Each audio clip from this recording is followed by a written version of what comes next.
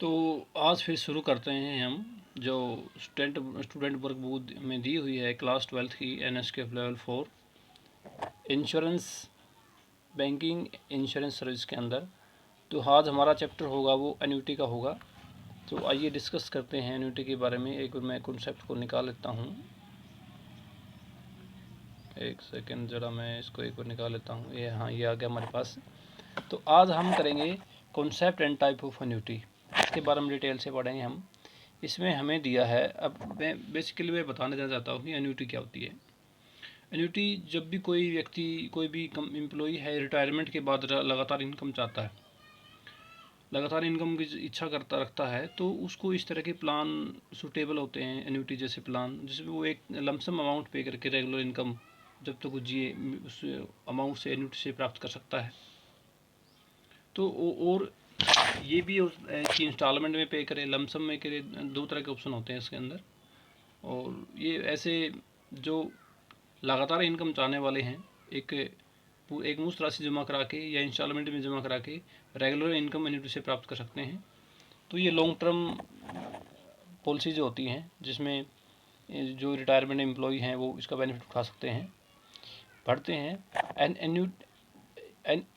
N annuity is a contract between a person. Annuity क्या है? एक व्यक्ति जो एन्युटी लेता है, पॉलिसी होल्डर बोल देंगे उसको, एंड इंश्योरेंस कंपनी जो बीमा कंपनी है उसके बीच में एक अनुबंध होता है। The company accept fund from the proposers. वो प्रपोजर से बीमा कंपनी क्या है, फंड रिसीव करती है। प्रपोजर के बारे में बता दें, प्रपोजर कौन होता है। प्रपोजर एक व्यक्ति जो बीमित हो वो भी हो सकता है, या प्रपोजर जो दूसरों की पॉलिसी ले रखी है, अपने फैमिली के अंदर अपने स्पोज के ले रखी है, बच्चों के ले रखी है, तो जो कैंडिडेट प्रीमियम पे करेगा वो प्रपोजर कहलाता है। प्रपोजर अपनी पॉलिसी भी ले सकता है, खुद की एन्युटी लेस खरीद सकता है, और अपने स्पोज की भी ले सकता है, फैमिली मेम्बर की भी ले सकता है। Then from a predetermined date start a chain of payment of to the individuals. जो एन्युटी क्या है, जो भी पॉलिसी होल्डर एन्युटी खरीद लेता है उसको एक निश्चित अवधि के बाद एक चेन में, एक श्रृंखला में उसको पेमेंट मिलती रहती है, रिटर्न मिलती रहती है उसे, इंडिविजुअल्स को, पॉलिसी होल्डर को। The period of time during which installment are paid by individual, जब तक वो कर्मचारी जो पॉलिसी होल्डर है किस्तें पे करता है, एंड बिफोर पे आउट, और पे आउट की जो रिटर्न मिलने से पहले की अवधि है। किस्तें जब तक किस्तें भरेगा वो अवधि, और पे आउट से मिलने की अवधि से पहले की जो अवधि बोलेंगे उसको हम बोलेंगे डेफरमेंट पीरियड बोलेंगे। मान लीजिए किसी कैंडिडेट ने 5 लाख रुपये पॉलिसी ले ली, उसको 10,000 रुपये महीना वो कमा रहा है। जब तक 5 साल 10 साल उसने, जब मान ली इंडिविजुअल उसको एन्युटी को इंस्टॉलमेंट में पे कर रहा है कि 10 इंस्टॉलमेंट पे की, 11वीं में उसको रिटर्न मिलने शुरू हो जाती है। तो 10वीं अवधि तक जो इंस्टॉलमेंट पे करेगा, जब तक उसको कुछ मिलना शुरू नहीं हुआ है, तो उस अवधि को हम बोलेंगे डेफरमेंट पीरियड बोलेंगे। The date from which the payment of annuity commence means start होना शुरू हो जाती है, कि जिस अवधि से एन्युटी हमें रिटर्न देनी शुरू कर देती है, मिलनी शुरू हो जाती है, इज कॉल्ड वेस्टिंग डेट। उस डेट को हम क्या बोलेंगे? वेस्टिंग डेट बोलेंगे। The person to whom the annuity payment are made is called एन्यूटेंट।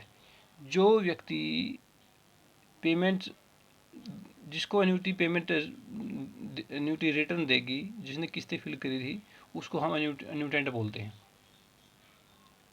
Annuity is the reverse of insurance. In insurance the premium are paid in installments. इसके अंदर क्या है, किस्तें इंस्टॉलमेंट भी हम भुगतान कर सकते हैं। The sum assured is paid in on one sum. तो जो सम एश्योर्ड की राशि है वो हम एक साथ भी भुगतान कर सकते हैं और एन्युटी परचेज कर सकते हैं। In case of annuity the entire amount is paid in one sum lump sum as purchase price. Payment are made in installment generally for life. ये कहता है कि कोई कैंडिडेट, कोई एन्यूटेंट क्या है, एक साथ परचेज राशि लमसम पे कर देता है। The payment are made in installment generally for life. तो उसको उसकी लाइफ में, उसकी जो लाइफ में जो किस्तें हैं, जो रिटर्न की किस्तें हैं, कंपनी एन्युटी देती रहेगी उस कर्मचारी को। कहने का मतलब है, एक साथ इकट्ठी राशि पे करने से हमें रिटर्न, एन्युटी से रिटर्न भी उसी वक्त शुरू हो जाती हैं, वो हर महीने हमें मिलती रहती हैं। तो इसमें क्या है, देयर आर 2 टाइप ऑफ एन्युटीज, 2 तरह की एन्युटी होती हैं जिसका हम यहाँ वर्णन किया हुआ है। हम पढ़ते हैं, पहली है इमीडिएट एन्युटी। इमीडिएट का मतलब तुरंत। Where the amount commence immediate after lump sum payment of purchase price. जब भी कोई पॉलिसी होल्डर क्या करता है, पूरी लमसम अमाउंट या परचेज प्राइस पे करके एन्युटी खरीद लेता है, तो इट कॉल्ड इमीडिएट एन्युटी। तो उसको हम क्या बोलते हैं, इमीडिएट एन्युटी बोलते हैं। और उससे रिटर्न भी जल्दी शुरू हो जाती है। एक साथ पूरी राशि तुरंत भर देना, ये इमीडिएट एन्युटी का एक उदाहरण है। डेफर्ड एन्युटी इसके विपरीत होती है। Where the annuity is purchase by the making payment in installment. ऐसी एन्युटी जिसमें क्या है, जो इंस्टॉलमेंट है, जो परचेज जो हम एन्युटी करते हैं, तो जो राशि है इंस्टॉलमेंट में पे करते हैं, किस्तों में भुगतान करते हैं। Annuity payment commence after certain period. तो एन्युटी भी जो रिटर्न देती है एक निश्चित अवधि के बाद देती है, it is called deferred annuity. तो इसको हम डेफर्ड एन्युटी बोलते हैं। The period from which commence date of payment purchase prices annuity is called deferment period। ये हम पहले डिस्कस कर चुके हैं कि डेफरमेंट पीरियड कौन सा होता है। तो ये था एन्युटी के टाइप्स के बारे में। A fixed annuity is a contract, एक स्थायी एन्युटी एक ऐसा अनुबंध है, where the amount deposit by the individual earn a certain rate of interest during the different period. तो इसमें रेट ऑफ इंटरेस्ट एन्युटी उस इंडिविजुअल को देती रहती है। तो इसमें कुछ ये मेन इसके अंदर जो था हमने आपको बता चुके हैं। और हमारा जो नेक्स्ट सेशन है, इसमें कुछ फिल इन द ब्लैंक्स दिए हुए हैं, MCQ question fill in the blanks होते हैं, वो स्टूडेंट अपने आप कर लेंगे। जो हमारा सेकंड सेशन है, मोस्ट इंपॉर्टेंट सेशन है, annuity product and payment options. Insurance company offer various product and payment option. ये बीमा कंपनी क्या है, वेरियस प्रोडक्ट बाजार में लेके आती है, उसके पेमेंट ऑप्शन है। पेमेंट ऑप्शन में एन्युटी से रिटर्न कितने मिलते हैं, कैसे कैसे मिलते हैं, किस किस अवधि में मिलती हैं, पेमेंट ऑप्शन बोलते हैं उसको। तो इसके अंदर जो एन्युटी है, कुछ 6 या 7 प्रकार की होती हैं, ऐसे प्रोडक्ट होते हैं, वो हम इसमें डिस्कस करेंगे। तो पहली जो एन्युटी है, एन्युटी प्रोडक्ट है, वो है annuity for life. As per the option annuity are pay to the annuitant till the he is life. इस एन्युटी में जैसे ही नाम से वर्णित है कि ऐसी एन्युटी एक बार खरीद लेते हैं तो मृत्यु, उस कैंडिडेट की मृत्यु हो जाती है, तब तक वो उसको रिटर्न देती रहती है। Annuity as per this option annuity are paid to the annuitant till he is life. जब तक एन्युटेंट जिसने एन्युटी खरीदी है जिंदा रहता है, तब तक उसको पेमेंट एन्युटी करती रहती है। Annuity payment are stopped immediately on the death of the annuitant. जो एन्युटी क्या है, जो पेमेंट एन्युटी से जो रिटर्न मिलती हैं, उसकी एन्युटेंट की डेथ के बाद तुरंत बंद हो जाती है। Nothing is payable to anybody. किसी को भी कुछ भुगतान नहीं किया जाता after date of the annuitant. Annuitant की डेथ के बाद किसी को कुछ भी भुगतान नहीं किया जाता। जैसे किसी नॉमिनी को ऐसा कुछ कोई पैसा भुगतान करे प्लान, ऐसा कुछ नहीं है कि नॉमिनी को कुछ भी पैसा नहीं मिलता है। ये सिर्फ एन्युटेंट को मिलता है जब तक वो जिंदा रहता है। ये था हमारा एन्युटी फॉर लाइफ। नेक्स्ट है annuity certain and life there after. Annuity निश्चित है और लाइफ के बाद भी। In this option annuity is payable to the annuitant till he is life. यह ऑप्शन, इस ऑप्शन के अंदर एन्युटी जब तक एन्युटेंट जिंदा है तब तक तो पैसे भुगतान करती ही है। But unlike annuity for life, annuity payment is guaranteed for a certain period. तो उसमें एन्युटेंट को क्या है, कुछ गारंटी पीरियड भी दिया जाता है, 5 साल की, 10 साल की, 20 साल की गारंटी है। Period is obtain by annuitant before the vesting date.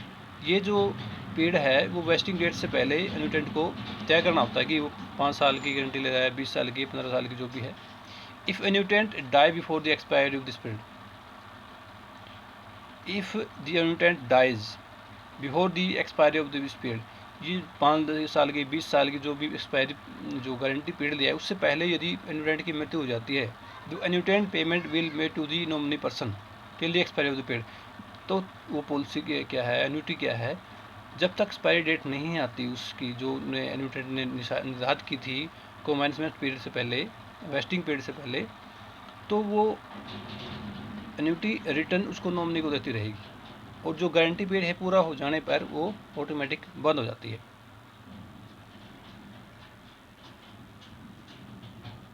If the annuitant is alive at the end of the period, the annuity payment will continue till death of the annuitant। और जब तक expiry period था, जो guarantee period था ख़त्म हो गया और जो एन्यूटेंट है तब तक ज़िंदा है, तो एन्यूटी लगातार उसको पेमेंट करती रहेगी जब तक एन्यूटेंट की डेथ नहीं हो जाती। ये थी हमारी एन्यूटी सर्टेन लाइफ देयर आफ्टर। इसमें कुछ गारंटी पीरियड दिया जाता है 5 साल का, 10 साल का, 15 साल का।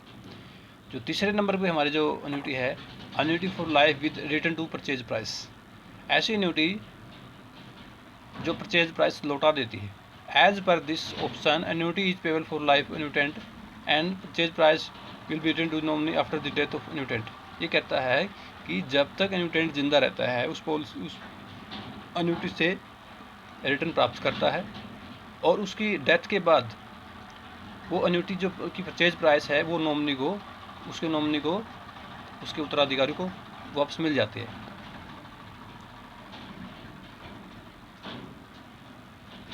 It is the most popular option among all. ये ऑप्शन क्या है, बहुत ही महत्वपूर्ण ऑप्शन इसके अंदर दिया हुआ है।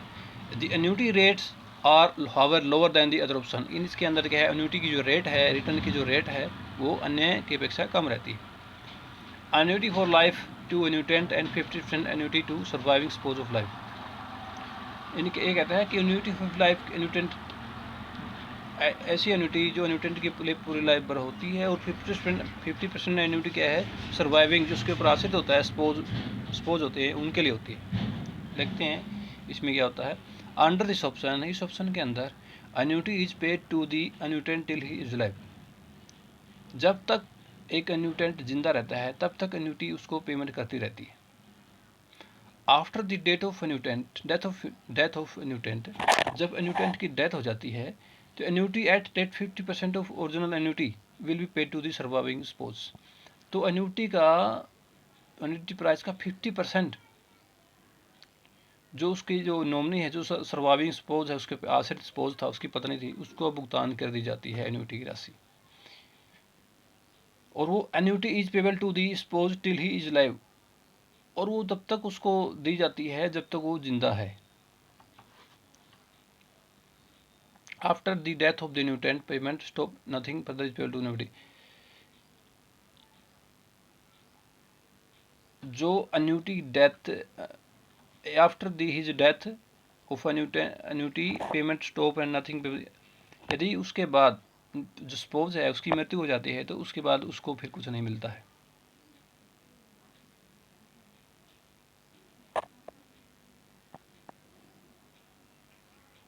नेक्स्ट है annuity for life, 100% annuity to surviving spouse.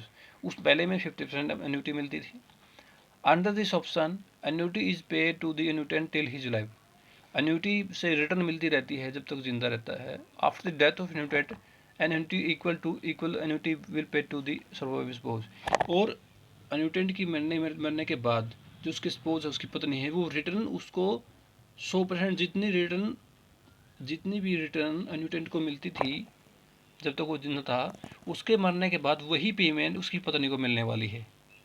तो original annuity will pay to the surviving spouse को मिलेगी। Annuity is payable to the spouse till he is live.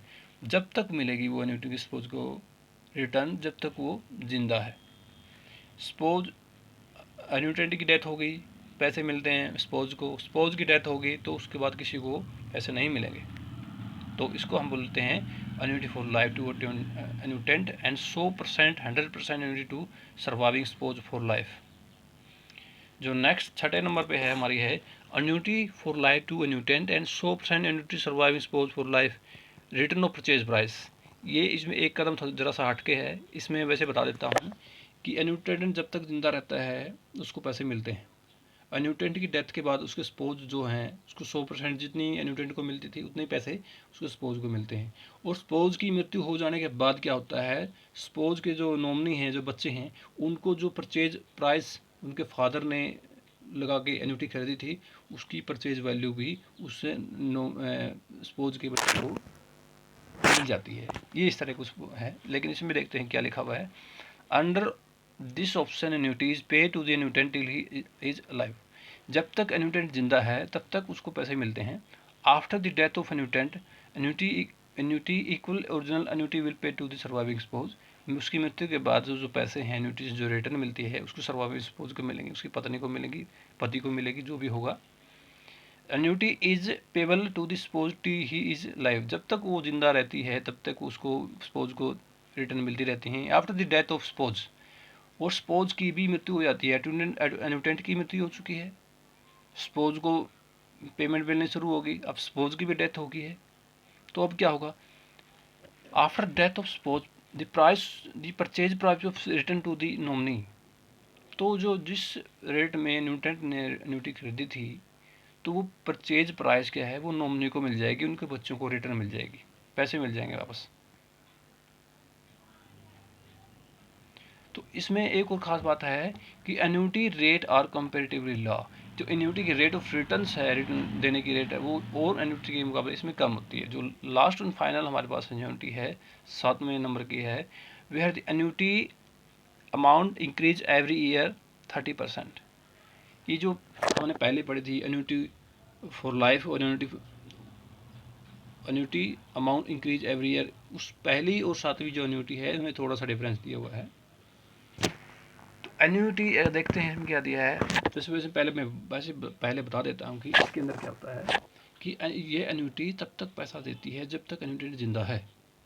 लेकिन इसमें एक बात और जोड़ दी गई है, ये जो एन्यूटी है हर साल 3% एक्स्ट्रा रिटर्न देती जाएगी, यानी कि 3% इंक्रीमेंट हर साल इस एन्यूटी में होता रहेगा। बस ये पहली और 7वीं में थोड़ा सा अंतर है, इसमें इंक्रीमेंट में उसमें इंक्रीमेंट नहीं था। तो इसमें क्या लिखा है वो देखते हैं। This is also annuity for life, इसको भी एन्यूटी फॉर लाइफ बोलते हैं। Annuity is payable to the annuitant up to the life time, और ये लाइफ टाइम तक जब तक वो जिंदा रहता है उसको पैसे मिलते रहते हैं। विद ए प्रोविजन, इसमें एक प्रोविजन जोड़ दिया गया है of increase of the amount 30% every year. उसमें जो इंक्रीमेंट है उसमें जो बढ़ोतरी है 3% हर साल होती रहेगी। On the death of the annuitant annuity payment are stopped. Annuitant की डेथ के बाद जो एन्यूटी रिटर्न देना बंद कर देगी, नॉमिनी को कुछ नहीं मिलेगा। Nothing is payable to anybody, किसी नॉमिनी को किसी स्पोज को कुछ नहीं मिलने वाला है। यह था हमारा एन्यूटी का पूरा कॉन्सेप्ट। यहाँ पे हम विश्राम देते हैं इसको। धन्यवाद।